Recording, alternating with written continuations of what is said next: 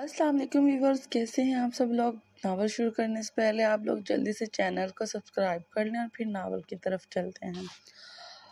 Hostel کی سرد سی library میں اس شخص کی جان اٹکی ہوئی تھی۔ وہ بار بار اس بند دروازے کو دیکھتا جہاں ڈاکٹرز کی فوج اندر گئی تھی، اور اب 2 گھنٹے گزر گئے مگر کوئی باہر نہیں آیا تھا۔ نمبر 1 بزنس مین، جس کے ایک ہی اشارے پر ہر چیز اس کے قدموں میں رکھ دی جاتی تھی، وہ اپنے بھائی کی جان تک نہیں بچا پا رہا تھا، اور ہم اللہ کے طے کردہ فیصلوں سے کب لڑ پاتے ہیں۔ دل پیس کر رہ گیا، بار بار نظر اٹھتی اور مایوس ہو کر واپس لوٹ آتی تھی۔ آخر مزید آدھے گھنٹے جان سولی پر لٹکانے کے بعد ڈاکٹرز باہر آ ہی گئے تھے۔ ایک سرسراہٹ اس کے وجود میں ہوئی۔ پہلی بار اسے شاید کسی چیز سے خوف آیا تھا۔ ذوحان کیسا ہے؟ وہ تیزی سے ڈاکٹر کی جانب لپکتا بولا کہ ڈاکٹر نے ایک ٹھنڈی آہ خارج کی تھی۔ وہ اب خطے سے باہر ہے، صد شکر انہیں جلدی ہاسپٹل پہنچا دیا گیا تھا، لیکن ابھی بھی انہیں کسی بھی سٹریس والی بات سے دور رکھیں۔ ڈاکٹر نے جیسے ہی شہریار کو ایک نئی خوشی کی نوید سنائی تھی، وہ اس بات میں سے ہلا گیا۔ ابھی ذوحان کو ہوش نہیں آیا تھا، سو وہ اسے وہیں چھوڑ اپنے 2 گارڈ کو اس کی حفاظت کا بول وہاں سے نکلتا چلا گیا۔ اسے اور بھی بہت سے ضروری کام تھے جن کو انجام دینا ضروری تھا۔ گھر میں ایک طوفان سا جو برپا ہوا تھا، ہر ایک کی زندگی تہس نہس ہو چلی تھی۔ کیا کریں، سب کچھ سمجھ سے باہر تھا۔ ایسے میں وہ وجود بیڈ کے ساتھ نیچے کارپٹ پر بیٹھے گھٹنوں میں سر دیے رونے کا شغل فرما رہی تھی۔ اس کے ہر آنسو میں تڑپ تھی، کسک تھی۔ کیا تھا اگر وہ اس دشمن جان کو وہ الفاظ نہ بولتی؟ کیا تھا اگر وہ اس کی محبت سے بھری آنکھوں کو ویسے ہی رہنے دیتی؟ اس کی محبت کا قبول کر کے اسے معتبر کر دیتی۔ کرنے کی کوشش کی تھی اس نے، پر افسوس اس کا یکدم بدلا لہجہ بھی تو چبھ رہا تھا۔ آخر جب دروازہ دھاڑ سے کھلا، سر اٹھا کر دیکھا تو بسم کرنے والے انداز میں شہریار چودھری ہاتھ میں کچھ پیپر تھامے آگے بڑھا تھا۔ اس کا ہر قدم منال کے دل پر قہر برپا کر رہا تھا۔ وہ سسکتی ہوئی اس ظلم کے دیوتا کو دیکھ رہی تھی جو اپنے بھائی کی ہر حد پار کرنے پر تلا ہوا تھا۔ لو اور سائن کرو انہیں۔ پیپر اس کے آگے پھینکتے وہ سرد ٹھنڈی آواز میں بولا کہ اس کی آواز کی ٹھنڈک منال کو اپنے دماغ کو سن کرتی محسوس ہوئی تھی۔ اس نے کانپتے ہاتھوں سے وہ پیپر اٹھائے۔ اندازہ تو پہلے ہی ہو چکا تھا، مگر پیپر پر لکھے گئے لفظوں نے جیسے دل چیر کر رکھ دیا ہو۔ وہ پھوٹ پھوٹ کر رو دی تھی۔ وہ اتنی بے حس نہیں بننا چاہتی تھی، وہ ذوحان سے الگ نہیں ہونا چاہتی تھی۔ نہ جانے کب وہ شخص اس کی روح میں تحلیل ہوا تھا، پر کتنی کھوکھلی دلیلیں دی تھی اسے منال نے۔ لیکن آخر میں کیا ہوا؟ اس کے ساتھ سب کچھ برباد ہو کر رہ گیا۔ بھائی پلیز نہیں۔ رونے سے اس کی دلسوز ہچکیاں پورے کمرے میں گونج رہی تھی۔ اگر آج یہاں ذوحان ہوتا تو کتنے ایمان سے اس کے یہ آنسو چون لیتا، لیکن اسے خود سے دور کرنے والی بھی تو وہ خود ہی تھی۔ منال، مجھے مجبور مت کرو کہ میں تمہارے ساتھ زبردستی کروں۔ ان پیپرز پر سائن کرو۔ میرا بھائی جو آج موت کو چھو کر لوٹا ہے، میں نہیں چاہتا واپس اسے اذیت کی بھٹی میں دھکیل دو، سو سائن آؤٹ ناؤ۔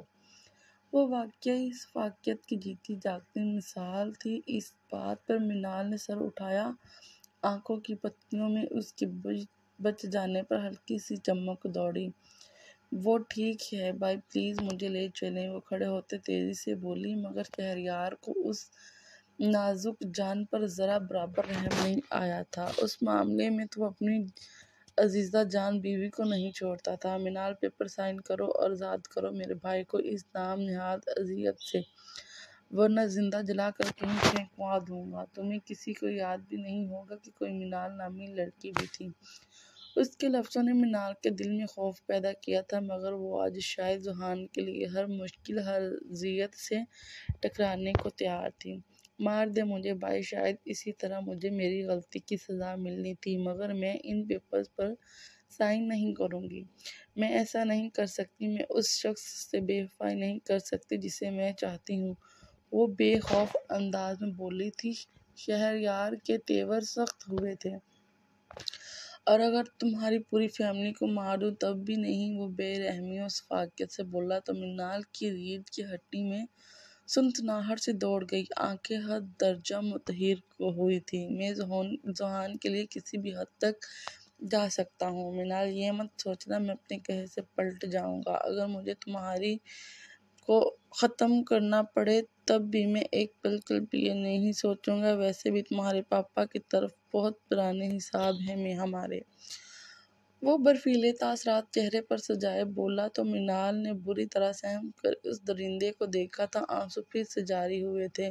وہ ایسا کر سکتا تھا، منال کی اچھے سے جانتی تھی۔ وہ بری طرح رونے لگی تھی اور پھر لاکھ دل کی پکار پر بھی اس کے نہ سنتے اس نے اپنی موت کے پروانے پر سائن کر دیے تھے۔ اس نے اپنے خاندان کو چنا تھا، اس نے ثابت کر دیا تھا کہ ذوحان سے اسے صرف چاہت ہے، عشق نہیں، ورنہ عشق میں تو خود کے وجود کو بھی فراموش کر دیا جاتا ہے۔ وہ نیچے بیٹھی دھاڑے مار مار کر رونے لگی تھی۔ وہ مجرم ٹھہرائی جانے والی تھی کسی کی امید بھری نظروں میں۔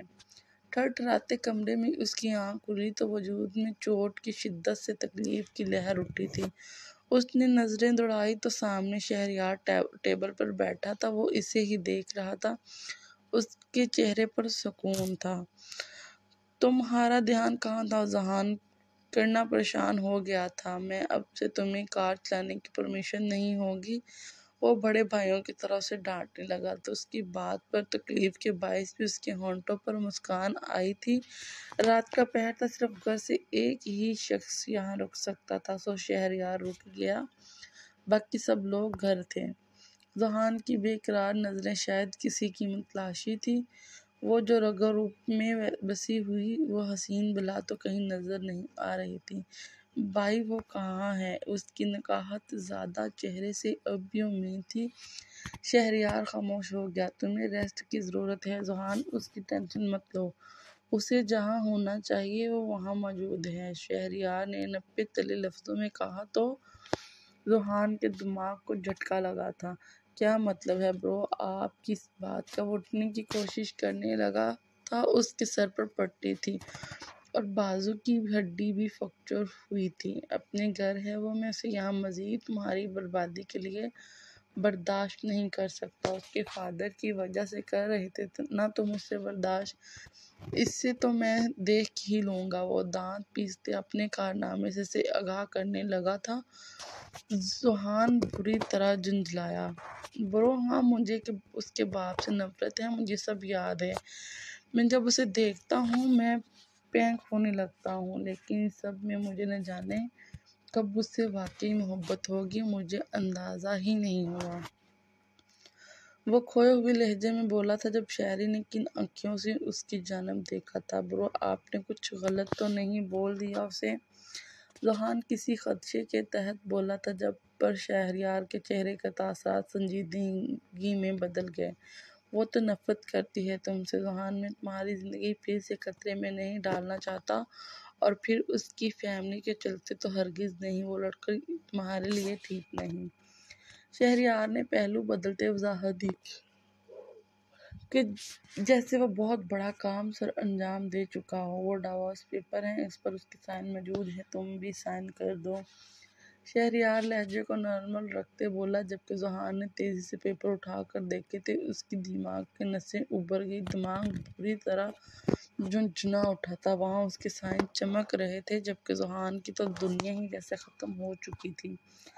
بھائی یہ کیسے ہوا؟ اس نے سائن کر دیے؟ میں نہیں مان سکتا، اس نے ایسے سائن کر دیا؟ آپ نے کچھ کیا ہے بھائی؟ مجھے بتائیں بھائی، اس کے بغیر میں نہیں جی سکتا۔ اتنی سی بات کو آخر کیوں سمجھ نہیں آتی؟ نہ وہ سمجھتی ہے نہ آپ لوگ۔ وہ سرخ آنکھیں لیے بھیگ کے لہجے میں بولا تو شہریار طرف اٹھا تھا۔ ذوحان ریلیکس۔ وہ اٹھتا اسے سنبھالنے لگا تھا۔ واٹ ریلیکس برو، کیوں کیا آپ نے ایسا؟ وہ مجھے چھوڑ گئی ہے، اگر ایسا ہی کرنا تھا تو مجھے مرنے ہی دیتے۔ وہ بری طرح تڑپا تھا، شہریار کے دل کو کچھ ہوا تھا، اسے علم نہیں تھا کہ ذوحان واقعی منال سے محبت کرنے لگا، اسے تو لگا تھا محض یہ ایک بدلہ تھا۔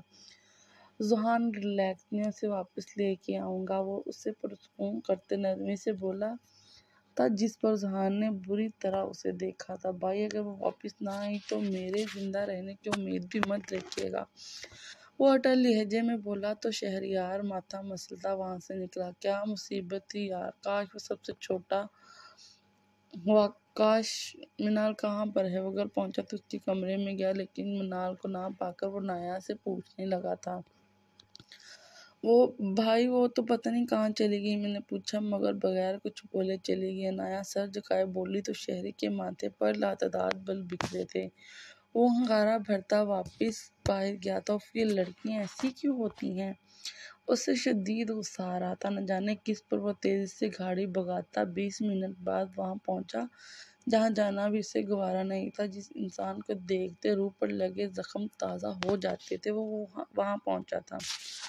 آنکھوں میں خطرناک حد تک شفافیت تھی۔ وہ بھاری قدم اٹھاتا اندر داخل ہوا تھا جہاں سب گمسم سے لاؤنج میں بیٹھے تھے۔ اسے آتا دیکھ وہاں موجود ایک شخص کی ریڑھ کی ہڈی سنسنائی۔ اس کا خوف سے تر چہرہ شہریار نے بھی نوٹ کیا تھا۔ فکر نہ کرو، ابھی اپنا حساب برابر کرنے نہیں آیا۔ مجھے بتاؤ منال کہاں پر ہے؟ وہ استدعائیہ ہنسی ہنستا آخر میں سنجیدگی سے بولا تو سب کو جیسے سانپ سونپ گیا ہو۔